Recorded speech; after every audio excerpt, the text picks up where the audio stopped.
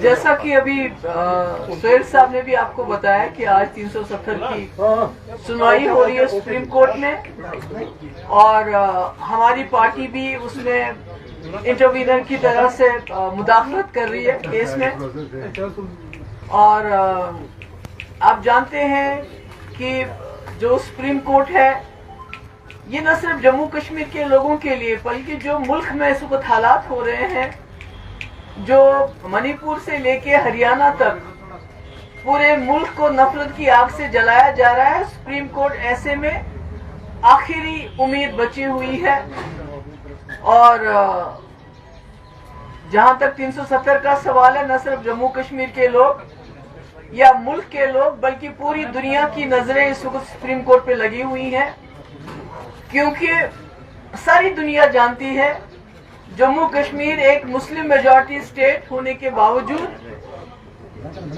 ہم نے 1947 میں دو قومی نظریہ یعنی مذہب کی بنیادوں پہ تقسیم ہونے سے انکار کیا اور ایک جمہوری سیکولر ہندوستان کے ساتھ ہاتھ ملایا، یہ سوچ کے کہ ہماری ایک خصوصیت ہے، we have a unique identity. اور جب پورے اس وقت کے ملک کی لیڈرشپ نے ہمیں یہ یقین دلایا کہ ہماری جو خصوصیت ہے، ہماری جو یونیک آئیڈینٹی ہے وہ ہندوستان کے اندر محفوظ رہے گی اور ہندوستان کے آئین کے اندر ہمیں گارنٹیز ملی، اور ہم نے اس ملک کے ساتھ ہاتھ ملایا. آج پوری دنیا کی نظریں اس پہ ہیں کہ جو سپریم کورٹ ہے اس ملک کا، جہاں پر انصاف کے فیصلے ہوتے ہیں، اور آج پورے ملک میں اگر آپ دیکھیے گا کہ جو اس ملک کی کانسٹیٹیوشن ہے جس کے مطابق ہندوستان چلتا تھا، مگر پچھلے کئی سالوں سے خاص کر 2018 کے پارلیمنٹ الیکشن کے بعد اس کانسٹیٹیوشن کو تاب پہ رکھ کے ایک پارٹی کے ایجنڈے کے مطابق یہ ملک چلایا جا رہا ہے. مجھے لگتا ہے سپریم کورٹ کے سامنے یہ بہت بڑا چیلنج ہے. یہ خالی 370 کو غیر آئینی طریقے سے ہٹانے کی بات نہیں ہے. سپریم کورٹ کو یہ دیکھنا پڑے گا کہ جس ملک میں تمام انسٹیٹیوشنز ختم کیے گئے ہوں، سپورٹ کیے گئے ہوں، وہاں اب ایک انسٹیٹیوشن بچا ہے جو اس ملک کی کانسٹیٹیوشن کو بچا سکتے ہیں. کیونکہ 370 بھی کوئی چائنا یا کسی ہمارے ہمسایہ ملک کے آئین کے مطابق نہیں ہے، بلکہ ہندوستان کے آئین کے مطابق ہے. ایک federal, the most unique and beautiful part of the federal structure Jammu Kashmir کا جو رشتہ ملک کے ساتھ انڈر 370 جو تھا وہ تھا. پر اگر آج سپریم کورٹ کو یہ دیکھنا پڑے گا کہ اگر ان کو یہ ملک ہندوستان کے آئین کے مطابق چلنا چاہیے یا کسی پارٹی کے ایجنڈے کے مطابق چلنا چاہیے.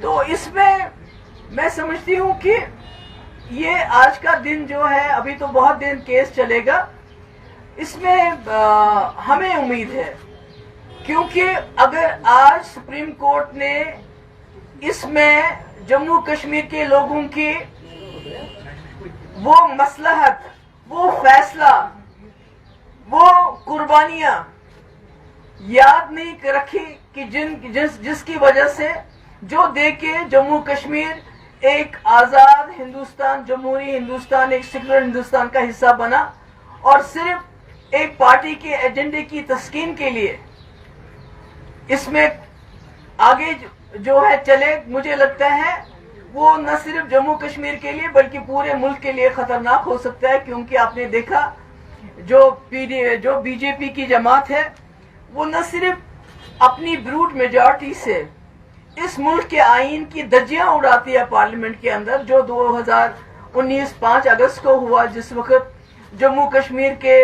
آئین کو تہس نہس کیا گیا، بلکہ جو سپریم کورٹ کی رولنگز ہے. ہم سپریم کورٹ سے کچھ نہیں چاہتے ہیں. ہم چاہتے ہیں کہ سپریم کورٹ صرف یہ نظر میں رکھے کہ اس ملک کو آئین کے مطابق چلانا ہے یا بی جے پی کے کمیونل ایجنڈے کے مطابق چلانا ہے. अगर आइन के मुताबिक चलाना है तो जम्मू कश्मीर की खुसूसी पोजीशन इस मुल्क के आइन का हिस्सा थी। और न सिर्फ बीजेपी इस मुल्क के आइन को उसकी धज्जियां उड़ा रही है, बल्कि जो सुप्रीम कोर्ट के अपने फैसले हैं, आप देखिए दिल्ली के बारे में सुप्रीम कोर्ट का फैसला आ गया, इन्होंने ऑर्डिनेंस लाया जो कि कॉन्स्टिट्यूशन के खिलाफ है। इसी तरह सुप्रीम कोर्ट का फैसला 370 को लेके, चाहे संपत प्रकाश हो, चाहे विजय लक्ष्मी झा हो, चाहे स्टेट बैंक ऑफ इंडिया हो, क्या बोला है सुप्रीम कोर्ट ने कि 370 बेशक उसके साथ लफ्ज टेम्पररी है, मगर उसको तब तक नहीं हटाया जा सकता जब तक जम्मू कश्मीर की कॉन्स्टिट्यूएंट असेंबली इसको रिकमेंड ना करे प्रेसिडेंट ऑफ इंडिया को। तो इसलिए मेरी सुप्रीम कोर्ट से ये दरखास्त है कि इस वक्त मुल्क के हालात बहुत खतरनाक हो रहे हैं और इसकी सबसे बड़ी वजह ये है कि सारे हमारे इंस्टीट्यूशन डिफंक्ट हो गए हैं। अब आपका एक इंस्टीट्यूशन बचता है जो इस मुल्क के आईन को बचा सकता है। हमें मालूम है कि हालात खतरनाक है, इतना आसान नहीं है आप लोगों के लिए भी, जो हम देख रहे हैं, जो मुल्क के हालात देख रहे हैं, जिस तरह से गोलियां दिन दहाड़े गोलियां चलाई जाती हैं, नारे लगाए जाते हैं। तो अगर सुप्रीम कोर्ट इस मुल्क को बचाना चाहता है तो इस मुल्क के आईन को बचाना होगा। अगर इस मुल्क को आईन को बचाएंगे आप तो इस मुल्क के लोगों के हुकूक, उनकी जिंदगियों को आप बचाएंगे। आज सवाल ये नहीं है कि 370 के ऊपर आप क्या फैसला लेते हैं, आज सवाल ये है कि आप इस मुल्क को बचाने के लिए आगे आने के लिए तैयार हैं, रिस्क उठाने के जो risk, are you ready to take risk? जैसा इंदिरा जी के टाइम में इलाहाबाद कोर्ट ने इंदिरा जी के खिलाफ फैसला देके एक बहुत बड़ा रिस्क लिया था।